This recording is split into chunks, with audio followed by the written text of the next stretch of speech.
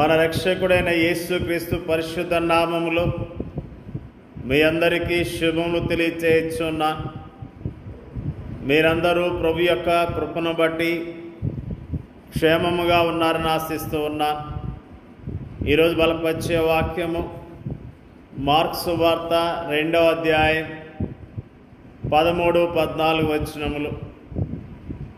ఆయన సముద్ర తీరమున మరలా నడిచిపోవచ్చుండెను.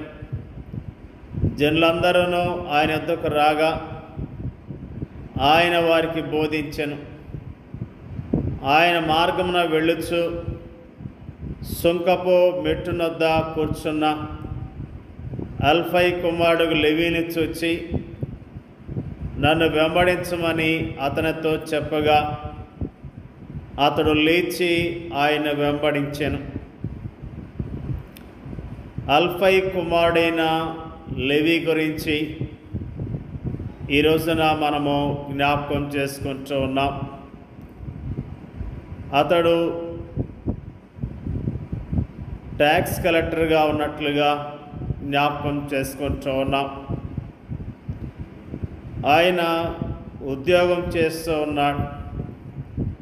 రోమా ప్రభుత్వంలో ఉద్యోగిగా ఉన్నాడు. ఆ వ్యక్తిని యేసుక్రీస్తు ప్రభువారు చూచి వెంబడించమని చెప్పినట్లుగా ఈరోజు నా జ్ఞాపకం చేసుకుంటున్నా. అతడు లేచి ఆయన వెంబడించాడు. మార్కు సువార్తలోని మొదటి అధ్యాయాలలో ప్రభుని యేసుతో కూడా ఆయా గుంపులు ఉండటాన్ని మనము చూస్తున్నాం. ఆయన కపెర్నహూములోని సమాజ మందిరములో బోధించడం గురించి మనం అక్కడ చదువుతున్నాం. ఆయన సమాజ మందిరములో బోధించినప్పుడు ఆయన అధికారంతో బోధించడాన్ని చూచి వారు ఆశ్చర్యపడ్డారు. ఆ తర్వాత ఆయన సీమోను మరియు ఆంద్రేయుల ఇంట్లోనికి ప్రవేశించడాన్ని గురించి మనం చదువుతున్నాం. ఆ తర్వాత ఆయన గలిలయ ప్రాంతానికి వెళ్ళి సమాజ మందిరములో బోధించడం కనిపిస్తుంది.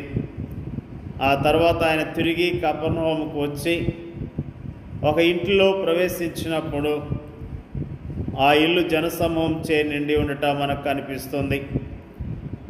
ఆ తర్వాత గలిలయ సముద్ర తీరములో విస్తార జనసమూహము ఆయన వెంబడించినట్లుగా ఈనాటి మన ధ్యాన వచనాల్లో మనకు కనిపిస్తుంది.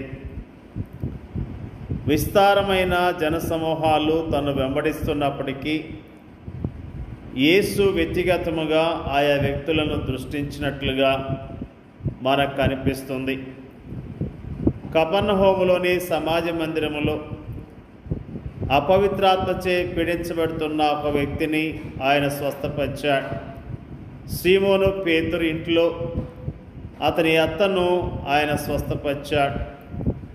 గలిలయ ప్రాంతములో ఆయన సంచరిస్తున్న సమయంలో ప్రభు కనికరాన్ని రుచి చూచిన ఒక కుష్ఠరోగి మనకు కనిపిస్తాడు.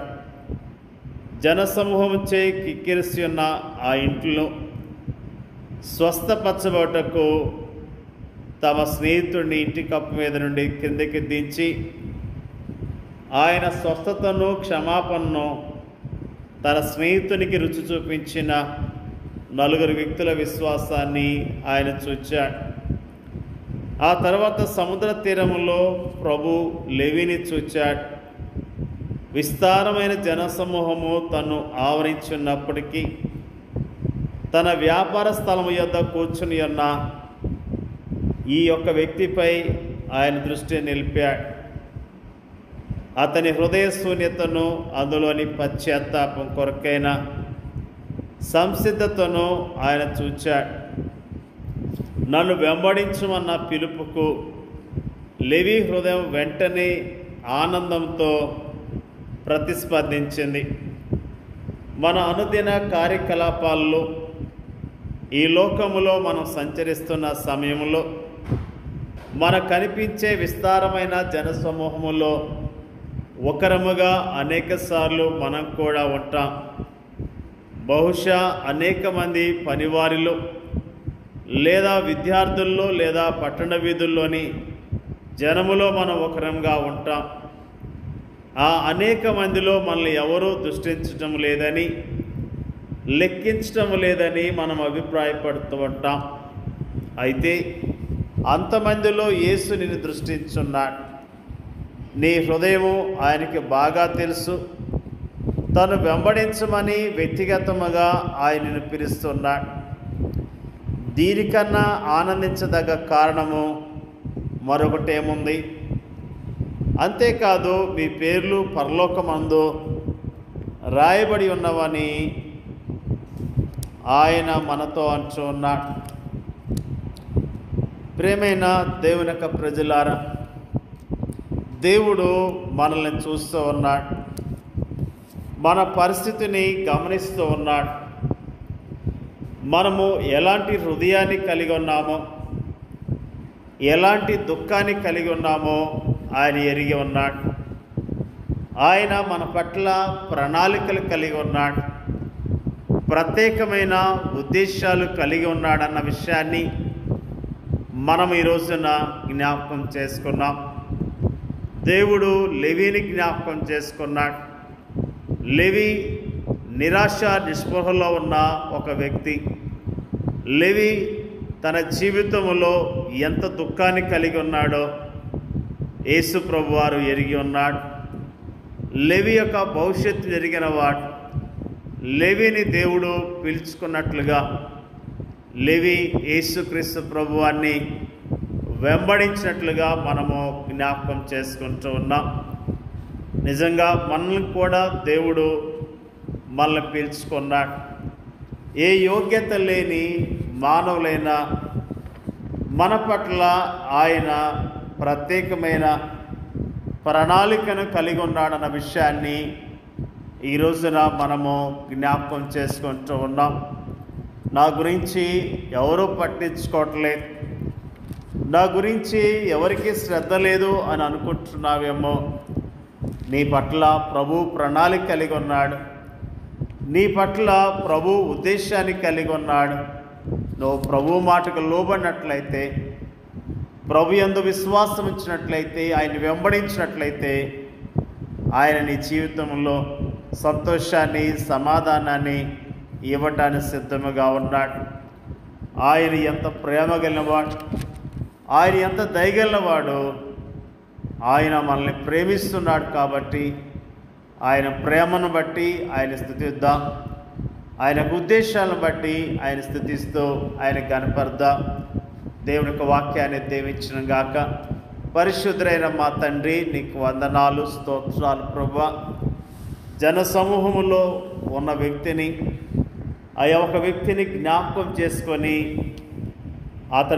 అతనితో మాట్లాడిన విషయాన్ని ఈ రోజున మరి జ్ఞాపకం చేసుకోవడానికి ఇచ్చిన కృపను బట్టి స్తోత్రాలు. అల్ఫై కుమారుడికి లెవీని చూచి నన్ను వెంబడించమని చెప్పావు ప్రభువా. అతను లేచి నిన్ను వెంబడించిన విషయాన్ని మాకు జ్ఞాపకం చేసినందుకు నీకు వందనాలు తెలియజేస్తూ ఉన్నాం ప్రభువా. మమ్మల్ని ఏర్పాటు చేసుకున్నావు ప్రభువా. నిన్ను చక్కగా వెంబడించడానికి కావాల్సిన అయ్యా కృపను మెండుగా దయచేయండి అయ్యా. స్తోత్రాలు తెలియజేస్తూ ఉన్నాం ప్రభువా. మా పట్ల ప్రత్యేకమైన ప్రణాళికలు కలిగి ఉన్న విషయాన్ని గుర్తించడానికి, మరి యోగ్యముగా నీ కొరకు బ్రతకటానికి, యోగ్యముగా నిన్ను వెంబడించడానికి సహాయం చేయమని అడుగుచున్నాం తండ్రి. నీకు స్తోత్రాలు తెలియజేస్తూ ఉన్నాం ప్రభువా. మా పట్ల ప్రత్యేకమైన ప్రణాళికలు కలిగి ఉన్నావు కాబట్టి నీ ఉద్దేశాలు గ్రహించి యోగ్యముగా నీ కొరకు బ్రతకటానికి సహాయం చేయమని ప్రార్థన చేయించున్నాం. వాక్యం వింటున్న ప్రతి ఒక్కరిని పేరు పేరున దీవించండి, ఆశీర్వదించండి అయ్యా. నీకు స్తోత్రాలు. వారికున్న దుఃఖాన్ని, ఆయాసాన్ని తొలగించండి. ఒంటరి వారు కాదు, మాతో ప్రభు ఉన్నాడు, మమ్మల్ని ప్రభు ప్రేమిస్తున్నాడనే విశ్వాసం కలిగి జీవించడానికి సహాయం చేయమని ప్రార్థన చేయించున్నాం. మరి ప్రభు మా దేశాన్ని, మా దేశ ప్రజలను జ్ఞాపకం చేసుకోండి. మా దేశ ప్రజలు బలాన్ని, శక్తిని దయచేయమని యేసుక్రీస్తు నామంలో అడుగుచున్నాం తండ్రి. ఆమేన్.